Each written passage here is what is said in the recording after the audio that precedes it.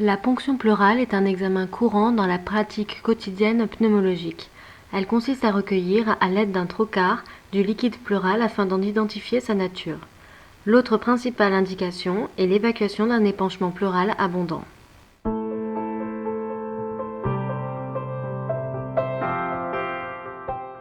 Les poumons sont des organes contenus dans le thorax qui permettent la respiration.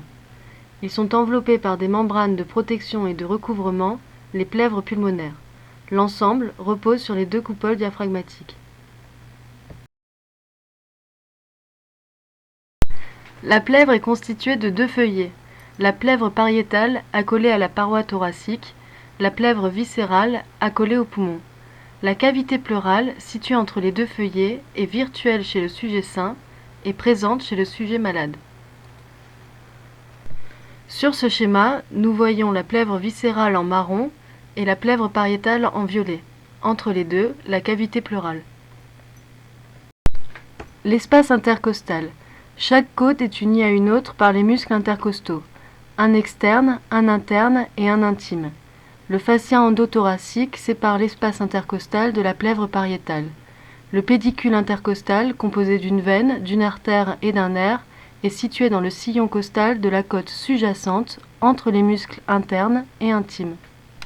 Les différents plans traversés lors de la ponction sont la peau, le muscle entouré de son fascia, les muscles intercostaux externes, internes et intimes, la plèvre pariétale, et nous arrivons dans la cavité pleurale. Attention, il est important de raser le bord supérieur de la côte inférieure afin de ne pas toucher le pédicule intercostal. Le matériel nécessaire à sa réalisation comprend un flacon de lidocaïne adrénalinée à 1 ou 2%, une seringue de 20 cc et deux seringues de 50 cc, une aiguille bleue et une aiguille verte, de la polyvidone iodée rouge et jaune ou de la chlorhexidine, de l'eau stérile, des compresses stériles, un chant troué, un masque et une charlotte, des gants et une casaque stérile, une lame de bistouri pointue, un robinet à 3 voies, une tubulure, un bocal de recueil et un conteneur à aiguilles. Il existe différents types d'aiguilles à ponction, parmi elles le trocar de Boutin est le plus utilisé. Il comporte un mandrin pointu permettant de traverser le plan cutané et sous-cutané et un mandrin à bout mousseux permettant de traverser le feuillet pariétal de la plèvre. Si le trocar ne comporte pas de robinet à 3 voies, il sera nécessaire d'en adapter un lors de la procédure.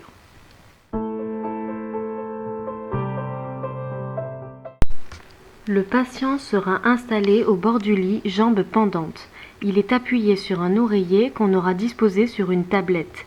Le patient devra faire le dos rond et croiser les bras sur l'oreiller afin de dégager ses omoplates. À noter que les ponctions pleurales peuvent être aussi réalisées chez un patient en décubitus dorsal au niveau du triangle de sécurité ou bien après avoir repéré l'épanchement en échographie. Chez le patient assis, la ponction se fera en pleine matité entre le 7e et le 9e espace intercostal, à 1 travers de main des apophyses épineuses. L'aiguille devra raser le bord supérieur de la côte inférieure afin de préserver le pédicule intercostal vasculonerveux.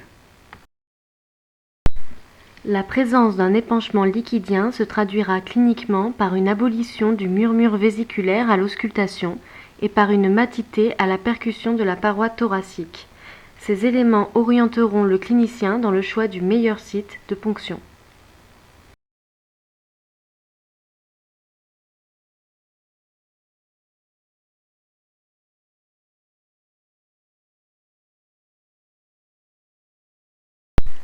Après avoir repéré le point de ponction, l'opérateur, revêtu d'une tenue chirurgicale et s'étant lavé rigoureusement les mains, procédera à une désinfection large de la zone thoracique concernée.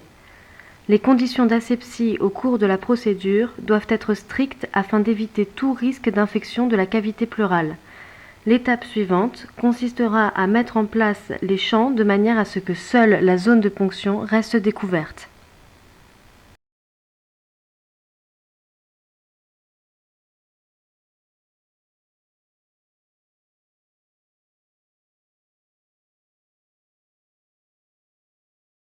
L'anesthésie locale concerne tout le trajet de la ponction depuis la peau jusqu'à la plèvre. Il est important de s'assurer de ne pas être dans un vaisseau sanguin avant l'injection de la lidocaïne. Pour cela, tirez sur le piston avant d'injecter le produit, avancez progressivement jusqu'à obtenir du liquide pleural dans votre seringue. On estimera ainsi approximativement la distance entre la peau et la plèvre.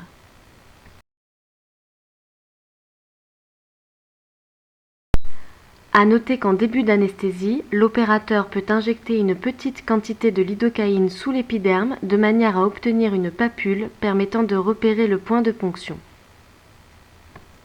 Afin de faciliter le passage du trocar, on pourra s'aider d'une petite incision cutanée à l'aide d'une lame de bistouri. Insérez le trocar jusqu'au feuillet pariétal de la plèvre. L'arrivée du trocar au niveau de la plèvre pariétale procurera une sensation de résistance. La traversée du feuillet se fera en retenant son geste et se traduira par une sensation de ressaut. Une fois le feuillet de la plèvre pariétale franchi, retirez le mandrin et obstruez de votre pouce le trocar. Enfin, fermez le robinet à 3 voies.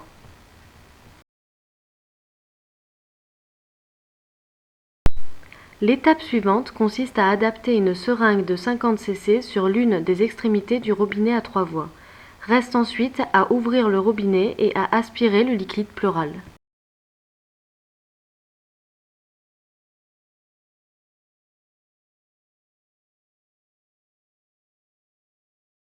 Comme nous l'avons dit en introduction, la ponction pleurale permet l'évacuation des épanchements pleuraux abondants.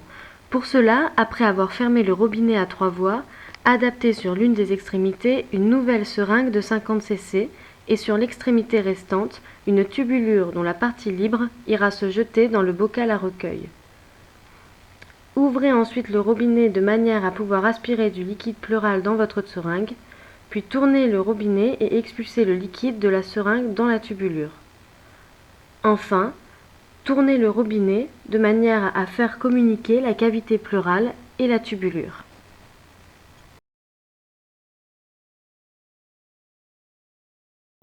Le circuit sera ainsi amorcé et l'évacuation de l'épanchement pleural se fera par gravité. Une autre alternative pour évacuer un épanchement pleural abondant consiste à purger la cavité pleurale directement à la seringue en inspirant puis vidant la seringue successivement jusqu'au tarissement de la pleurésie.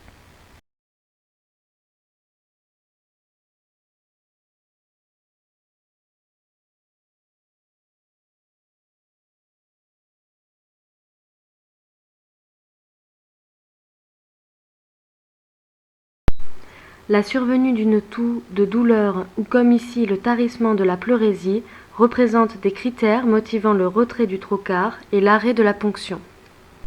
On note parmi les effets indésirables et complications le malaise vagal, le pneumothorax, l'hémothorax, la pleurésie infectieuse ou purulente.